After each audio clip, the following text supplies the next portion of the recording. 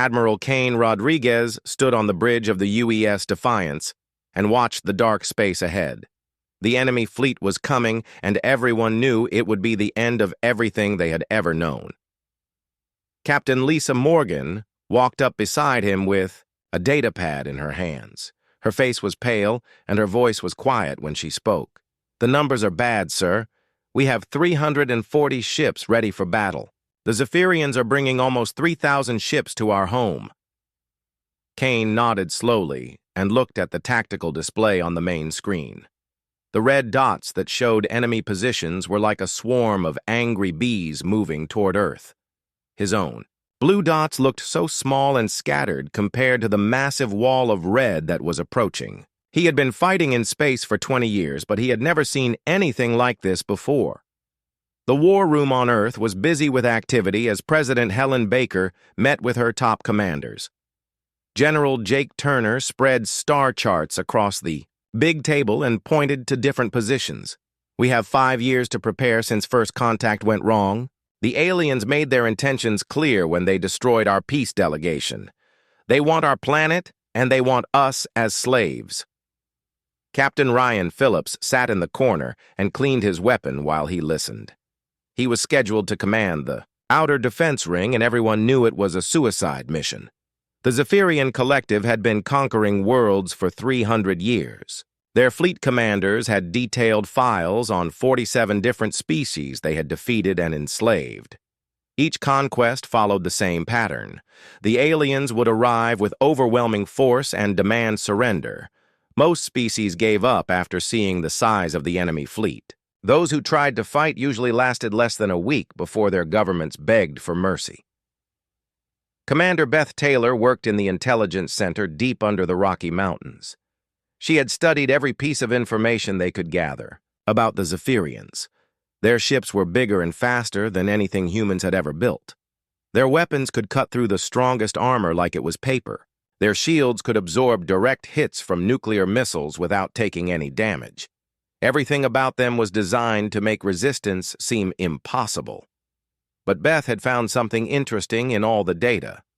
The Zephyrians had never fought a species like humans before. Every other race they conquered had been peaceful for thousands of years before first contact. Most had no military forces at all. They had weapons only for hunting or ceremonial purposes. When the Zephyrians arrived, these species had no idea how to fight a real war. Humans were different. Major Ellen Cruz knew this better than anyone else. She had spent her entire career studying human military history. Humans had been fighting wars against each other for thousands of years. They knew every trick and every desperate move that could be made in battle. They understood that sometimes you had to sacrifice everything to win.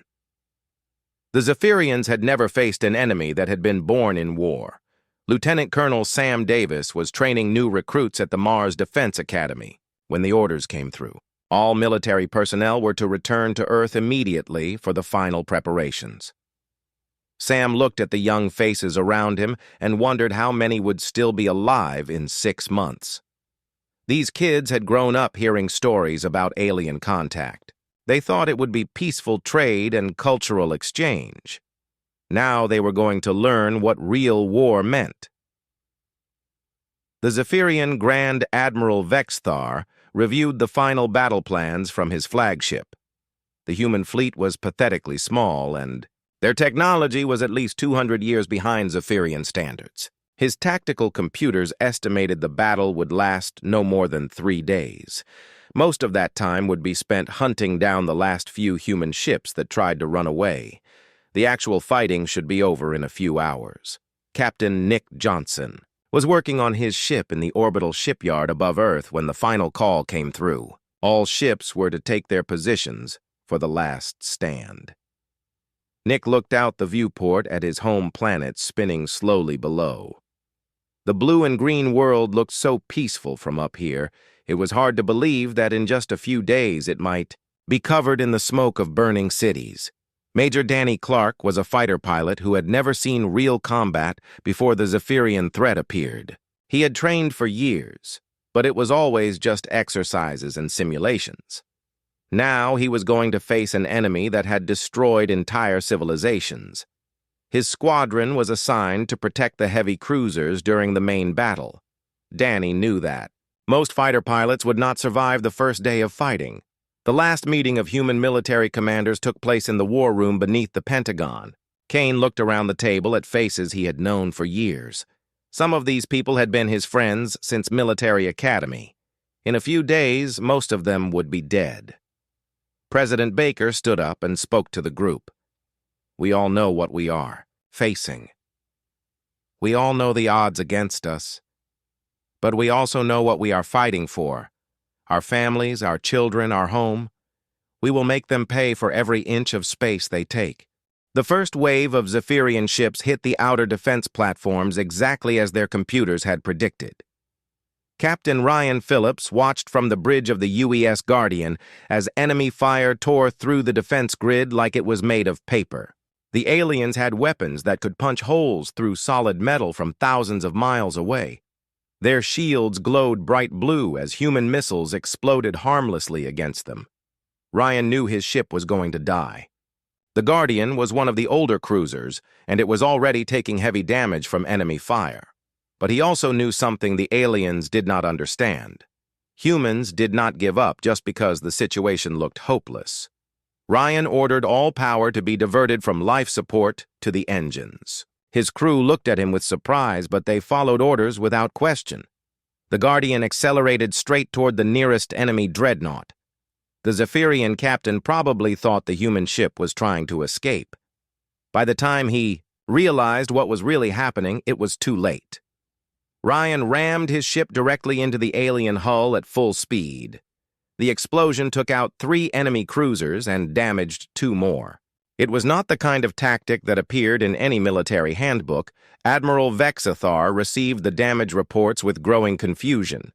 His fleet had destroyed the human outer defenses, but they had taken far more casualties than expected. The tactical computers had calculated that humans would surrender when their losses reached 30%. Instead, the humans seemed to fight harder when things got worse. Every human ship that was destroyed tried to take enemy vessels with. Commander Beth Taylor was analyzing the battle data from her underground bunker when she noticed something important. The Zephyrian ships were not designed for extended combat against an enemy that fought back effectively. Their hulls were strong, but their internal systems were vulnerable to the kind of damage that desperate tactics could cause. She sent an urgent message to all human commanders about the weak points she had discovered. The second day of battle brought more surprises for the alien fleet. Lieutenant Colonel Sam Davis led a boarding party that managed to capture a damaged Zephyrian frigate. The aliens had never expected humans to try to board their ships during battle. Their security systems were designed to keep slaves from escaping, not to stop armed soldiers from getting in. Sam and his team fought their way to the ship's computer core and downloaded valuable intelligence about enemy communications. Major Ellen Cruz was studying the tactical reports when she realized what made humans different from every other species. The Zephyrians had conquered. Every other race had developed peaceful societies before they reached the stars. They had forgotten how to fight real wars. Humans had been killing each other with increasingly deadly weapons for thousands of years. Every brutal lesson of warfare was written in human blood and carved into human memory. The Zephyrian fleet commanders were beginning to report problems they had never encountered before. Human ships would continue fighting even after taking damage. That should have destroyed them. Human crews would jury-rig their weapons to cause maximum damage even if it meant their own destruction. Human pilots would ram their fighters into enemy ships when they ran out of ammunition. None of this behavior made sense according to Zephyrian psychology. Captain Lisa Morgan was coordinating the defense of Earth's moon when she received an urgent transmission from a damaged human destroyer. The ship had lost most of its weapons and all of its shields, but the captain was requesting permission to attempt a kamikaze attack on an enemy battleship. Lisa gave permission and watched as the small destroyer accelerated toward a ship 10 times its size. The explosion cracked the enemy hull and left the battleship drifting helplessly in space. Admiral Cain Rodriguez could see that his fleet was being destroyed, but he could also see that the enemy was paying a price they had never expected. The Zephyrians had arrived with almost 3,000 ships, but they had already lost more than 800. The aliens were starting to change their tactics. They were being more careful and keeping their ships farther apart. This was not the behavior of a confident, conquering force. Captain Nick Johnson was leading a desperate attack on the enemy supply ships when his weapons systems were damaged by enemy fire. Instead of retreating, Nick ordered his crew to overload the ship's reactor. They flew directly into the formation of enemy supply vessels and detonated their own ship. The explosion destroyed 6 alien ships and damaged 12 more. The Zephyrians had never seen an enemy that would sacrifice their own lives so willingly. The psychological impact on the alien fleet was becoming obvious to anyone who could read their communications. Major Danny Clark had learned enough of their language from captured data to understand their transmissions.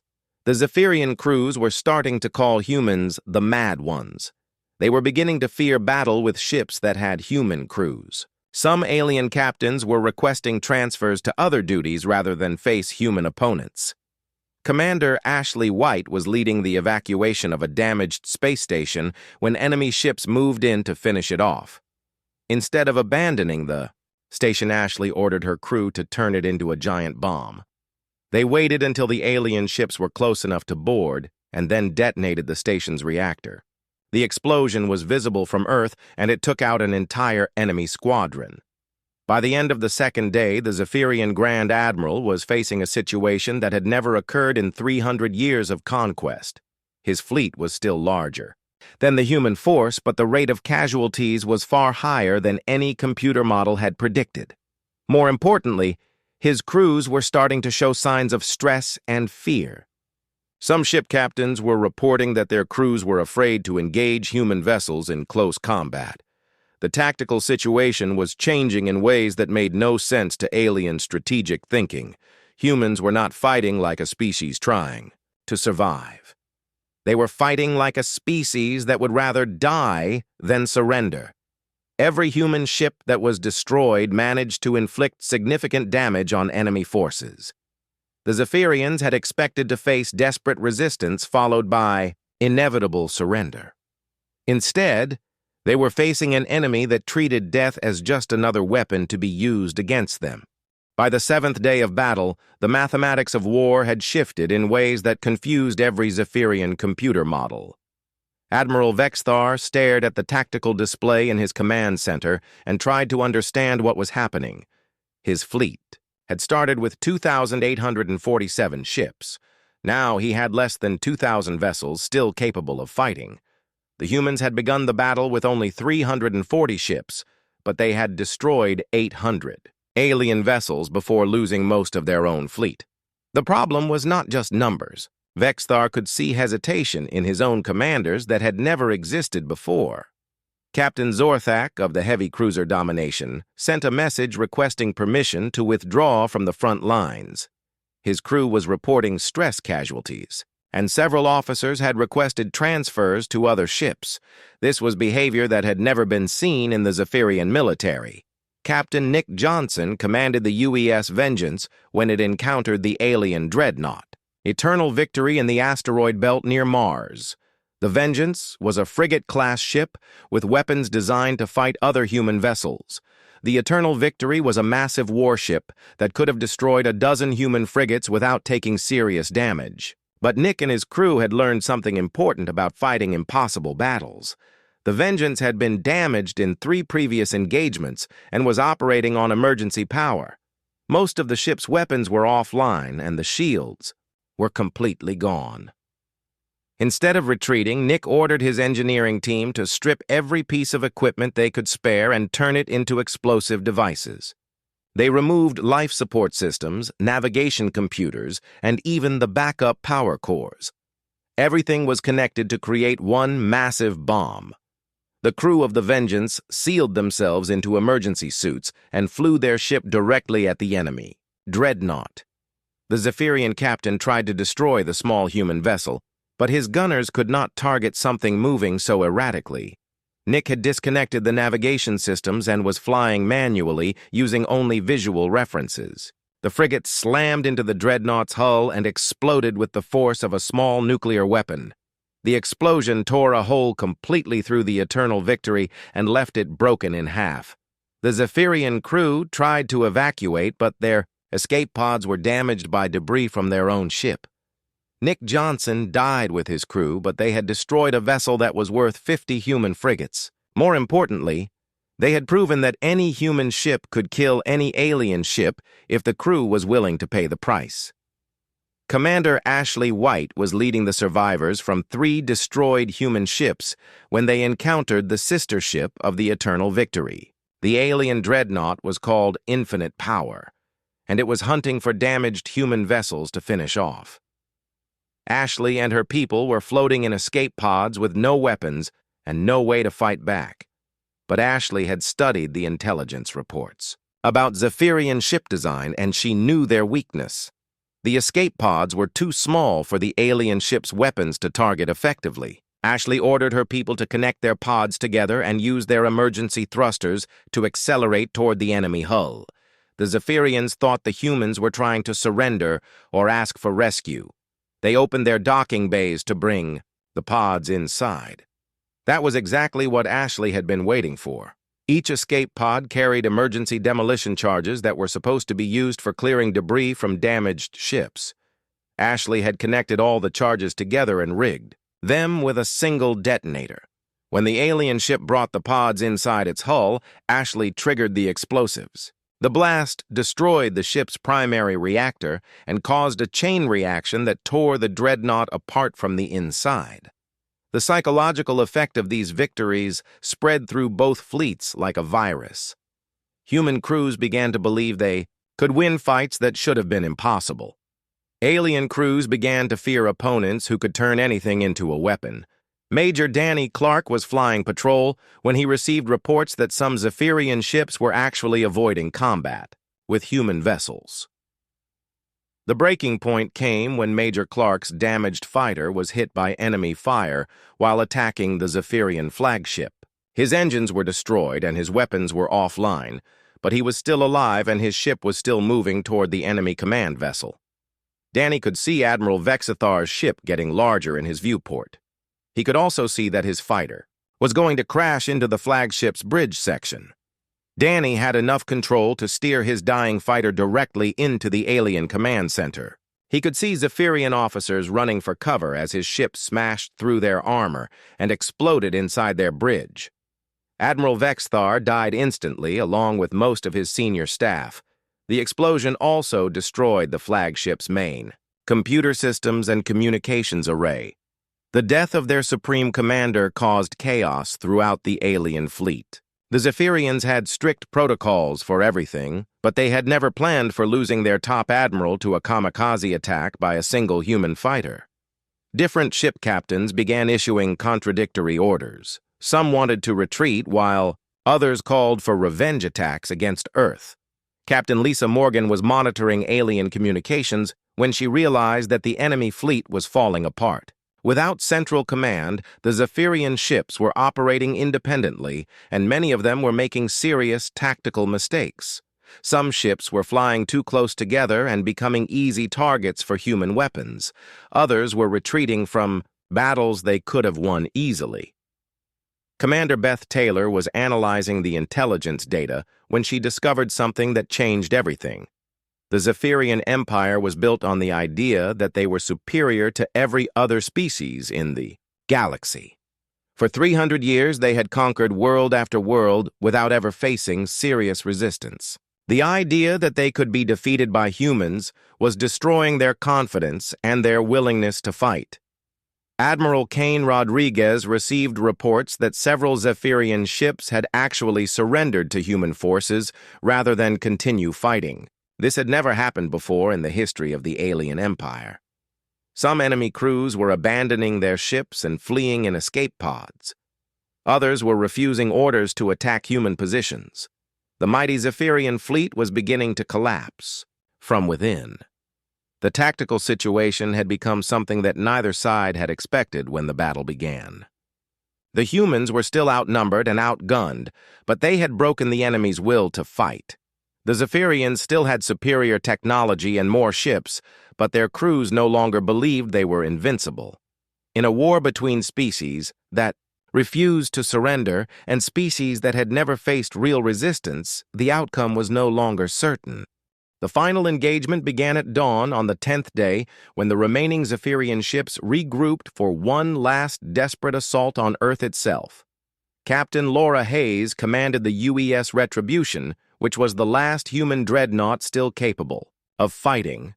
Her ship had taken damage in every major battle, but her crew had managed to keep the weapons online and the engines running. She knew this would be their final stand. The alien fleet had been reduced to less than 400 ships, but they were still dangerous and still determined to complete their mission. The new Zephyrian commander was Admiral Kethvar, who had taken control after the death of Vexthar. Kethvar was younger and more aggressive than his predecessor. He believed the humans had been lucky and that one final push would break their resistance completely. Laura's tactical officer was Lieutenant Amy Foster, who had been working without sleep for 3 days straight.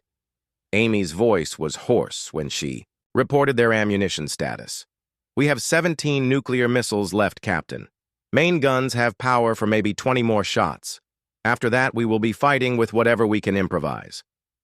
Laura nodded and looked at the display showing the approaching enemy fleet. 20 shots to stop 400 ships seemed impossible, but they had been doing impossible things for 10 days. Commander Tony Baker was the chief engineer on the Retribution, and he had been performing miracles since the battle began. The ship's main reactor was running on backup systems, and the hull had been breached in 6 different places. Tony and his team had welded steel plates over the holes and rerouted power through emergency cables that were never designed to carry such loads. The ship should have exploded days ago, but somehow Tony kept it fighting. The Marines on board were led by Sergeant Kelly Murphy, who had been fighting Zephyrian boarding parties in hand-to-hand combat for a week. Kelly's unit had learned to fight in vacuum when the life support systems failed in damaged sections of the ship. They had modified their weapons to work in zero atmosphere and developed tactics for fighting aliens who were physically stronger than humans. Kelly knew her people could win any fight as long as they had ammunition.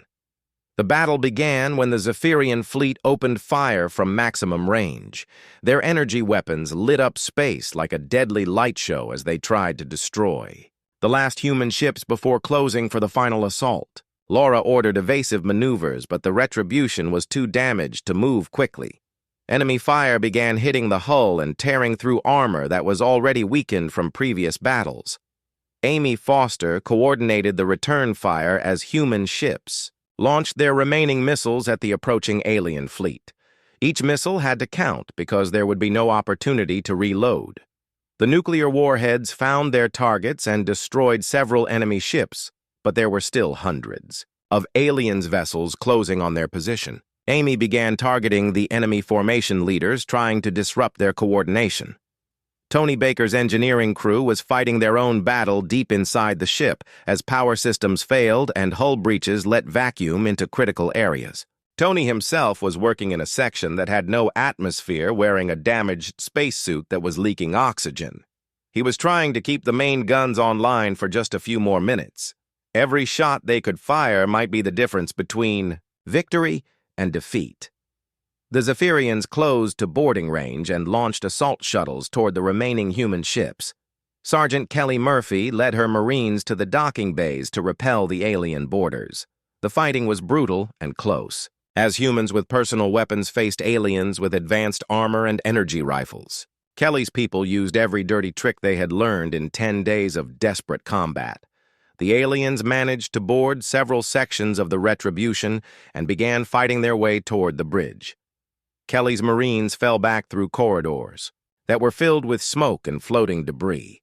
They used improvised explosives and jury-rigged traps to slow the alien advance.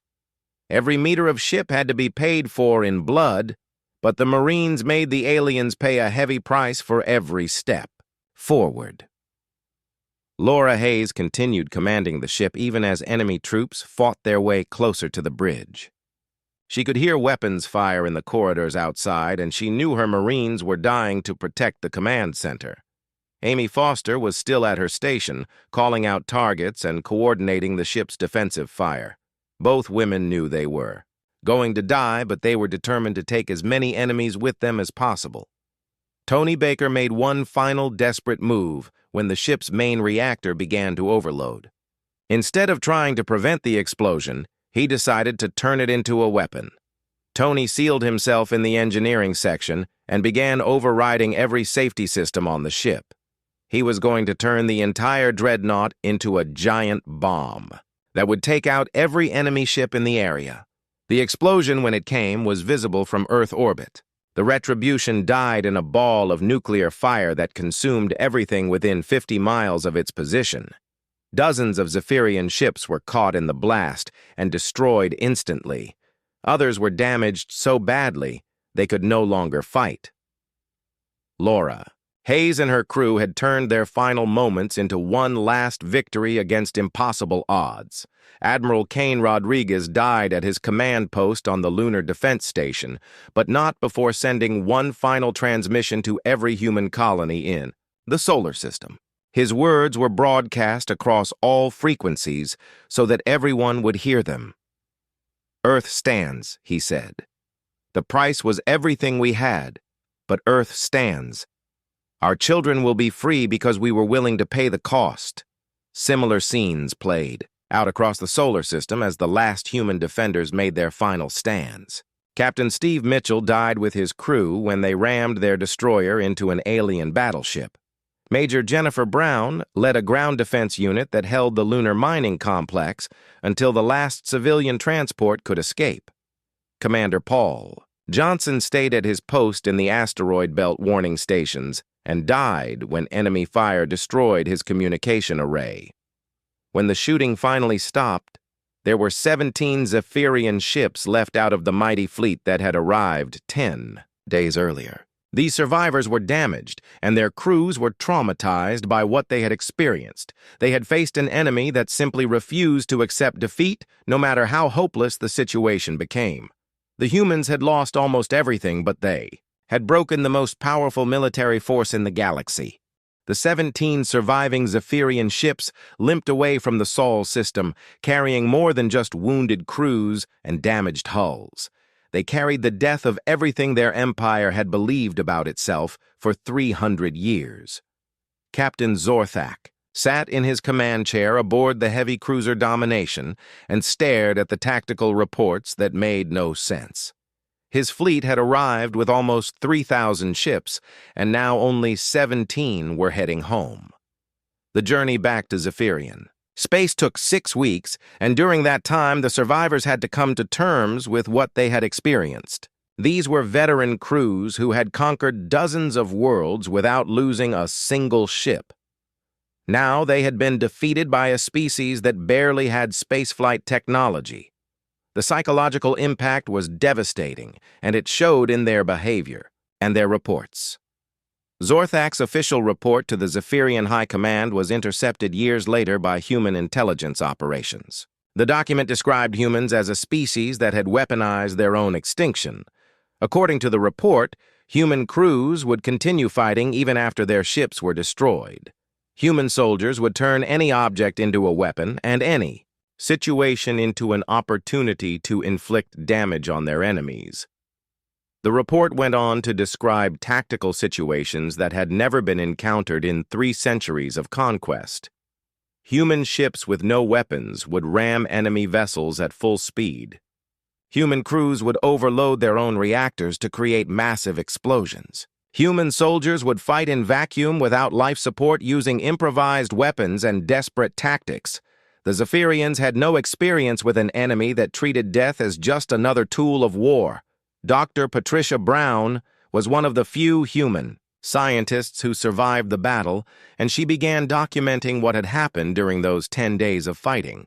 Patricia worked from the ruins of Luna Station, which had been partially destroyed by enemy fire. The station's research facilities were damaged, but still functional. She had access to records from every major engagement, and she began to understand what the humans had accomplished. The numbers told an incredible story. Only 12,000 humans had survived in space, scattered across damaged ships and emergency shelters throughout the solar system. Earth itself was wounded, but still free.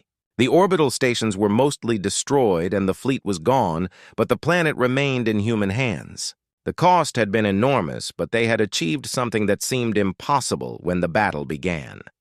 Patricia's analysis revealed that the humans had not just won a military victory. They had accidentally started a revolution that would change the entire galaxy. Word of the battle spread faster than any starship could travel. Species that had been conquered by the Zephyrians began to realize that their masters were not invincible. Rebellions started breaking out across the Empire as subject races learned that the mighty fleet could be defeated. The first alien delegation to arrive at Earth came from the Corellian Republic, which had been fighting a losing war against Zephyrian expansion for 50 years. The Corellians had heard about the battle through their intelligence networks, and they wanted to meet the species that had shattered the myth of Zephyrian supremacy. They offered technology and alliance to help humanity rebuild their defenses.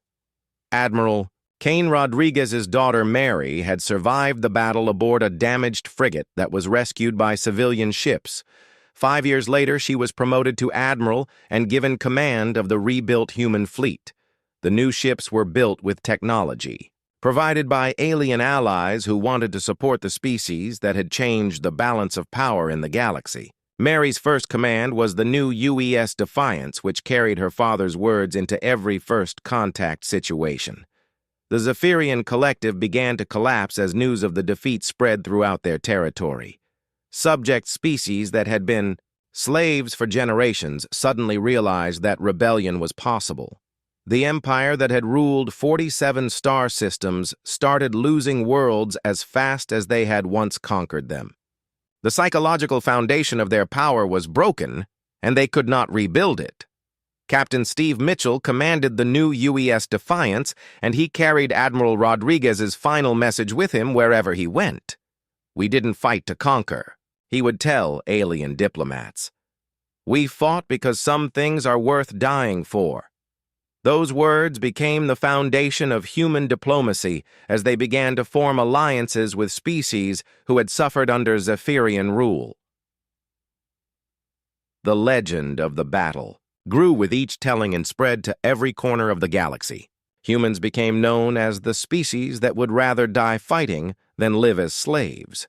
Military commanders from dozens of different races came to study human tactics and learn how a smaller force could defeat a larger one through sheer determination and willingness to sacrifice everything for victory. Lieutenant Commander Mary Rodriguez received reports from human explorers who were making contact with new species throughout the galaxy. The first question these aliens always asked was whether humans were really the ones who had destroyed the great Zephyrian fleet. When the answer was yes, the aliens would usually offer immediate friendship and alliance. Being known as the species that could defeat the collective was opening doors that had been closed for centuries.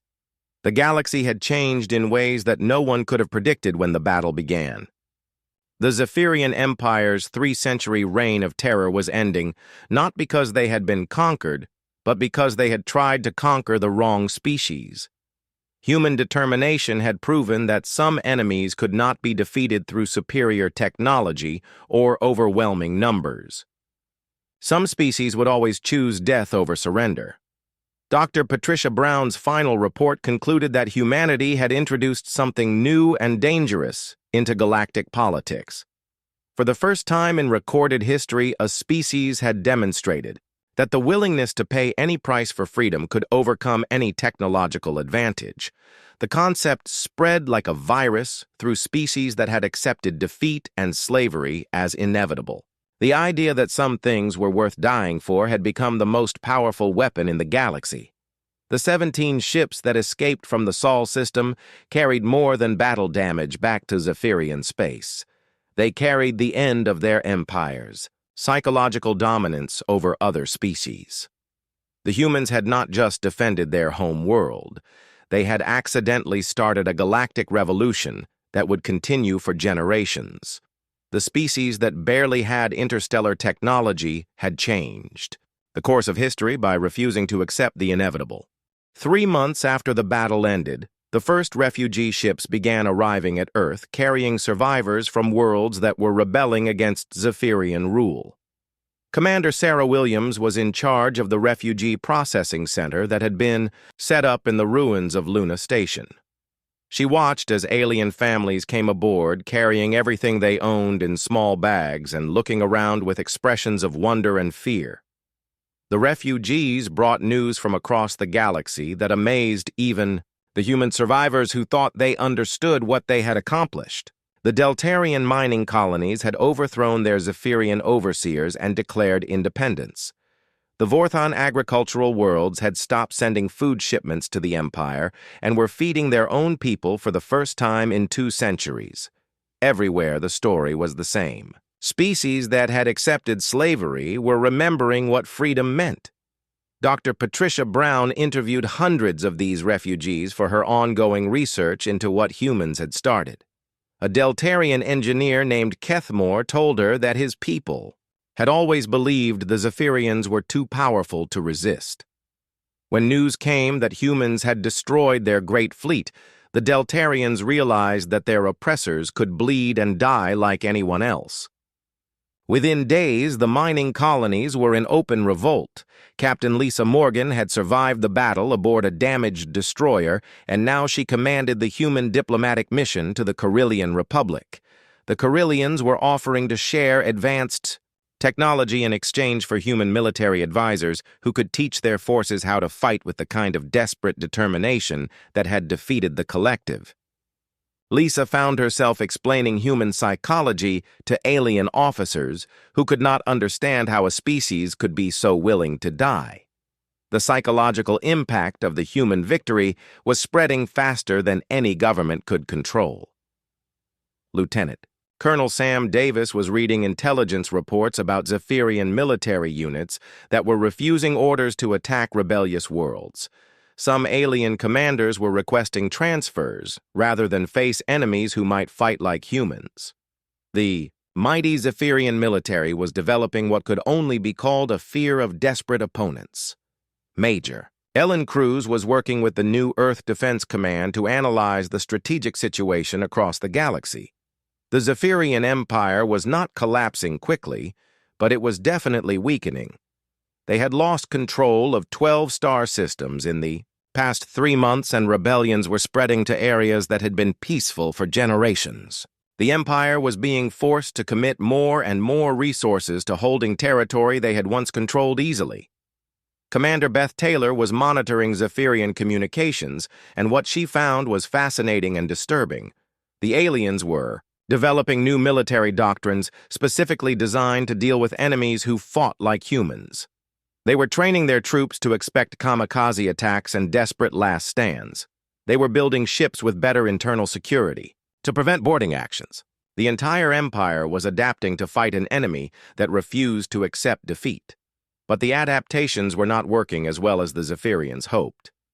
Major Danny Clark was training pilots from 6 different allied species, and he was amazed at how quickly they learned human tactics. The key was not the specific techniques, but the mental attitude. Once a species learned to value freedom more than survival, they became much more effective fighters. The Zephyrians were learning to fight desperate enemies, but they were also creating more desperate enemies. Admiral Mary Rodriguez received reports that human military advisors were now working with rebel forces on 30 different worlds. These advisors were not teaching advanced technology or complex strategies. They were teaching the simple lesson that had won the battle for Earth. Sometimes you have to be willing to lose everything to win anything. Some battles are worth fighting even when victory seems impossible. The economic impact of the rebellions was starting to affect every part of the Zephyrian Empire. Captain Nick Turner was leading a trade mission to the Altarian Commercial League, which had been a loyal client state for over a century. The Altarians were now questioning whether they wanted to continue their relationship with an empire that was having trouble controlling its own territory. Trade agreements that had lasted for decades were being renegotiated or canceled entirely. Dr. Patricia Brown's research was revealing patterns that no one had expected when the battle ended.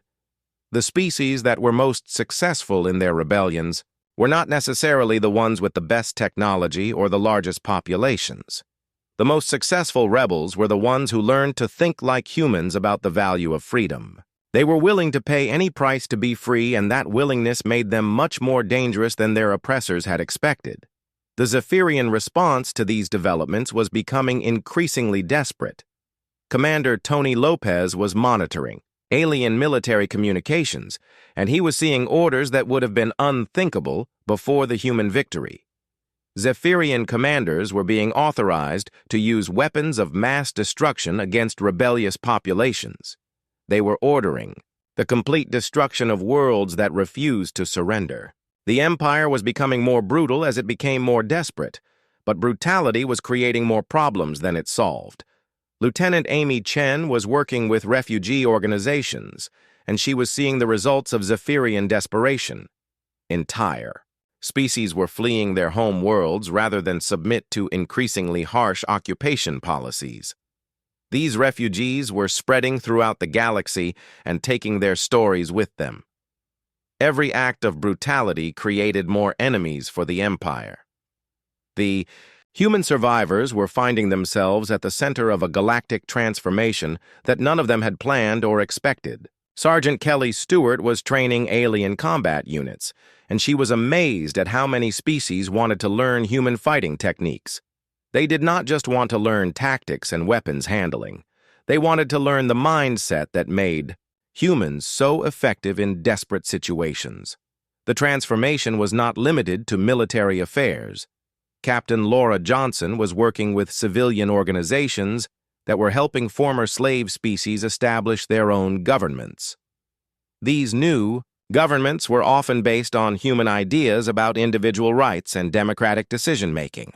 The concept that common people should have a voice in how they were governed was spreading along with the idea that freedom was worth fighting for.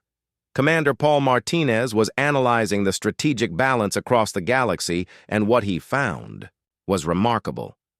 The Zephyrian Empire still controlled more territory and had more ships than all their enemies combined.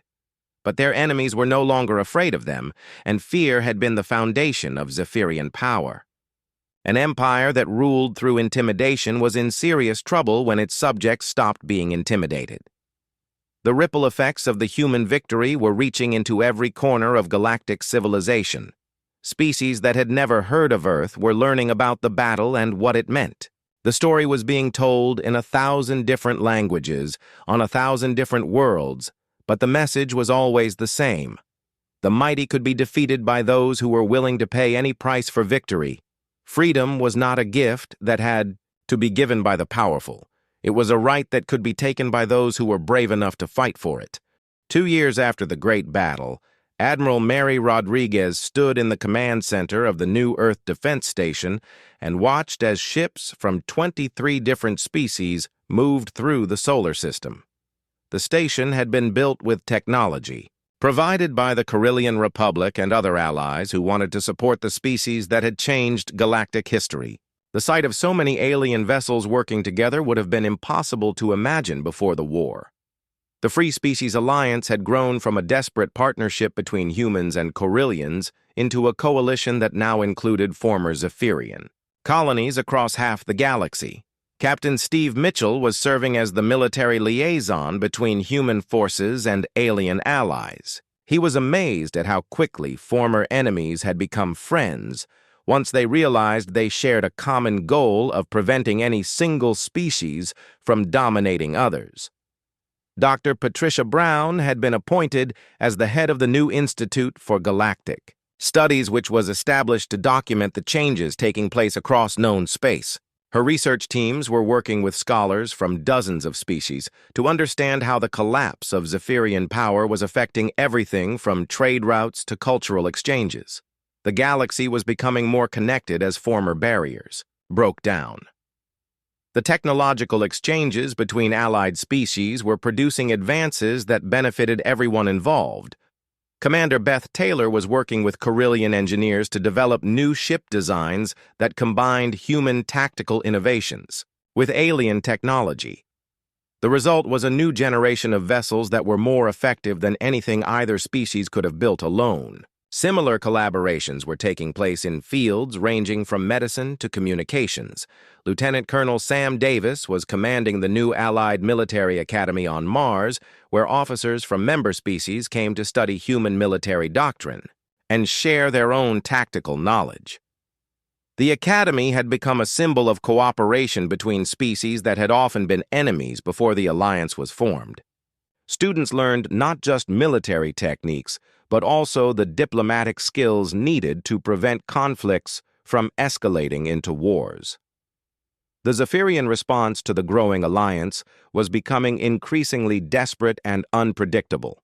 Major Ellen Cruz was analyzing intelligence reports that showed the Empire was splitting into different factions, with competing ideas about how to deal with the crisis. Some Zephyrian leaders wanted to negotiate with the rebels, while others called for total war against all species that refused to submit to imperial authority.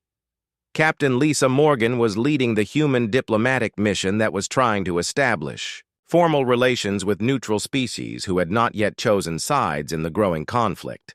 Many of these species were afraid of angering the Zephyrians, but they were also interested in the protection that alliance membership could provide.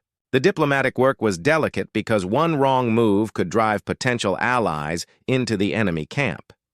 The economic benefits of the alliance were becoming obvious to member species who had access to new markets and trading partners for the first time in generations. Commander Tony Lopez was coordinating trade agreements between human colonies and alien worlds.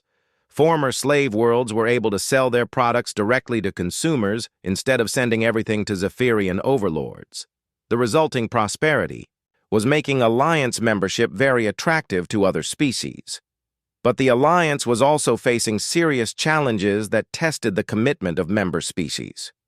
Major Danny Clark was commanding Allied forces that were defending rebel worlds against Zephyrian counterattacks. The Empire was concentrating its remaining military strength against key targets, and some battles were being lost despite desperate resistance. Alliance members were learning that freedom came with the responsibility to defend each other. The human role in the alliance was evolving as other species contributed their own strengths to the common cause. Admiral Mary Rodriguez was working with alien commanders who brought centuries of experience with different types of warfare. Humans had shown the galaxy how to fight with desperate determination, but other species had knowledge of strategy and technology that complemented human strengths. Dr. Patricia Brown's research was revealing that the alliance was creating cultural changes that went far beyond military and political cooperation. Species that had been isolated for centuries were sharing art and literature and scientific knowledge. Young people from different worlds were learning each other's languages and forming friendships that crossed species boundaries. The galaxy was becoming more connected in ways that would be difficult to reverse. The Zephyrian Empire was trying to counter the alliance by forming partnerships with species that still feared human influence. Captain Nick Turner was monitoring these diplomatic efforts, and what he found was troubling.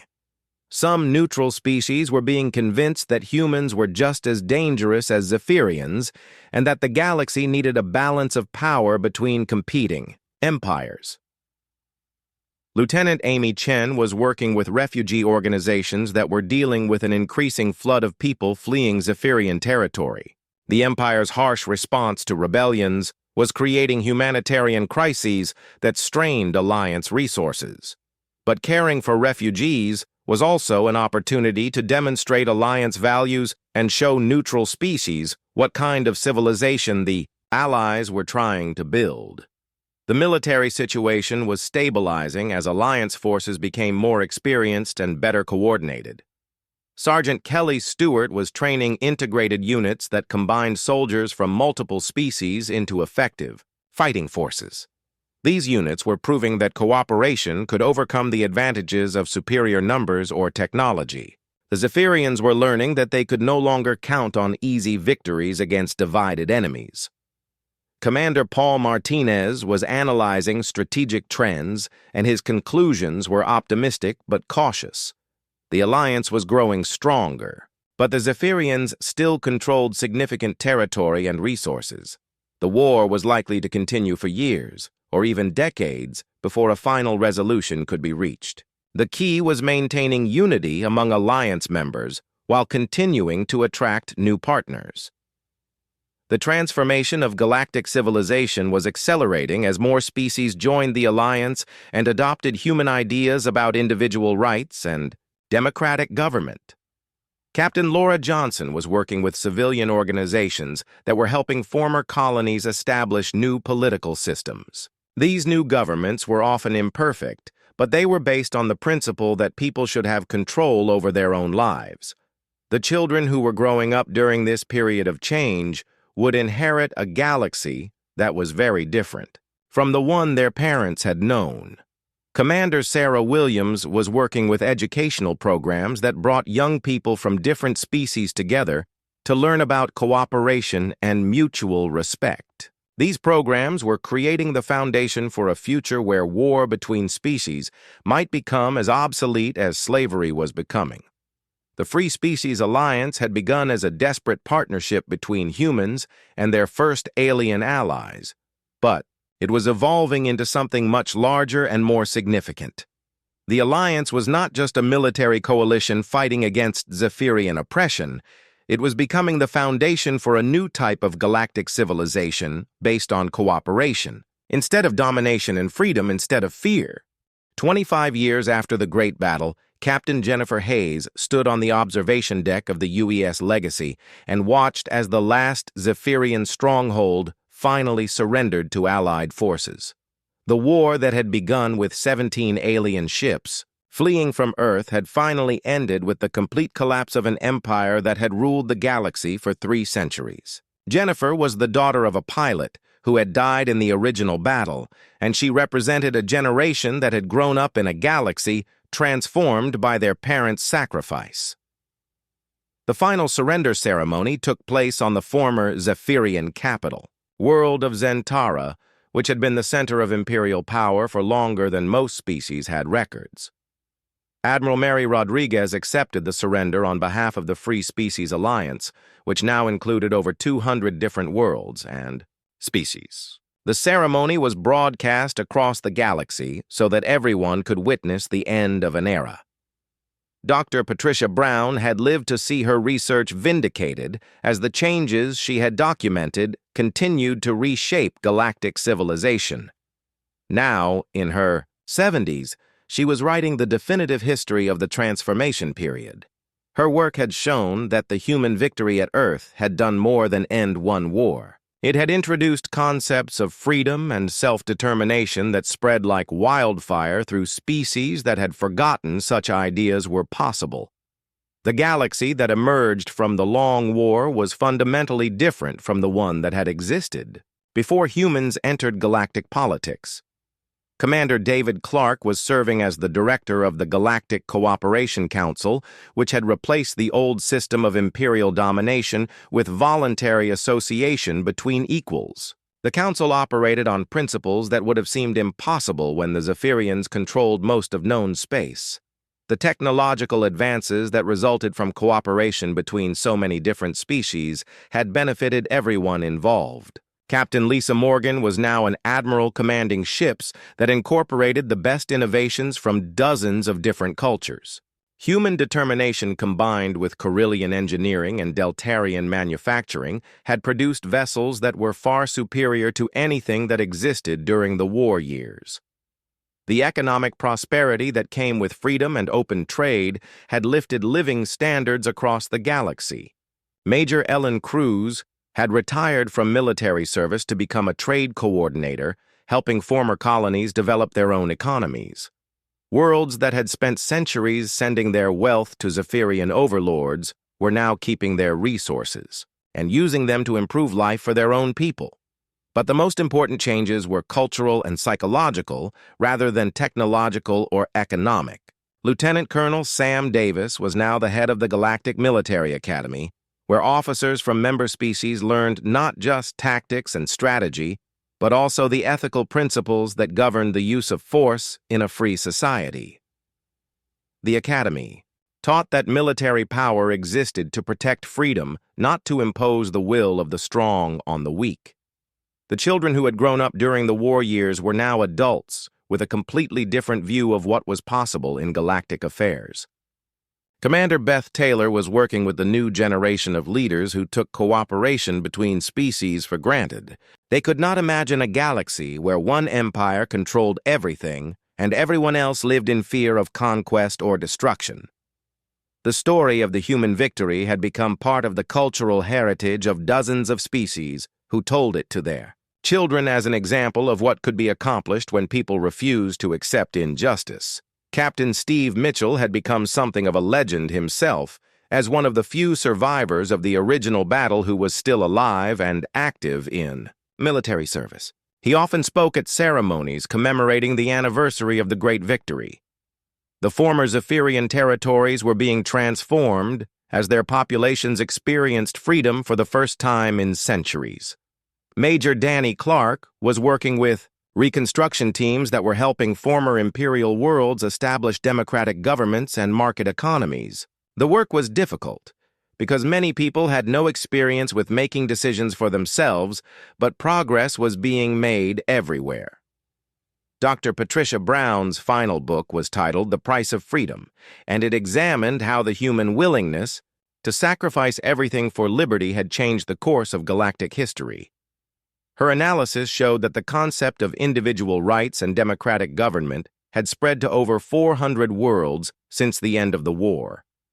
The ideas that humans had fought for at Earth were now accepted as universal principles by most galactic civilizations. The military lessons of the human victory were still being studied and taught throughout Allied space.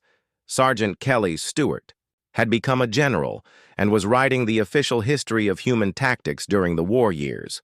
Her work emphasized that technology and numbers were less important than morale and determination when fighting for something you believed in.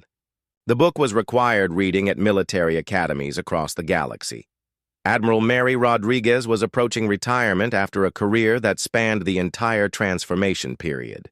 She often thought about her father who had died defending Earth, and wondered if he could have imagined what his sacrifice would lead to. The galaxy he had fought to protect was now more peaceful and prosperous than it had been for centuries. The price had been enormous, but the results justified every loss. The Free Species Alliance was evolving into something more permanent as member worlds worked together on projects that benefited everyone involved. Commander Tony Lopez was coordinating scientific research programs that brought together the best minds from dozens of species. The resulting discoveries were advancing knowledge in fields ranging from medicine to space exploration at an unprecedented rate. The next generation was already looking beyond the current galaxy toward the unknown regions of space, where new species and new challenges might be waiting. Captain Laura Johnson was commanding deep space exploration missions that were making contact with civilizations that had never heard of humans or Zephyrians. These new species were learning about freedom and cooperation from explorers who took such concepts for granted. The transformation that began with 17 alien ships fleeing from a small blue world had rippled outward until it changed the fundamental nature of galactic civilization. Lieutenant Amy Chen was now an ambassador working to establish peaceful relations with newly contacted species. She carried with her the message that her parents' generation had died to preserve. Some things were worth any sacrifice, and freedom was the most important thing of all. The legacy of the human victory would continue to influence galactic affairs for generations to come. The children and grandchildren of the species that had fought for freedom would inherit a galaxy where cooperation was normal and oppression was remembered only as a historical tragedy that should never be repeated. The price of that legacy had been measured in millions of lives, but those who had paid it would not have considered any other choice acceptable.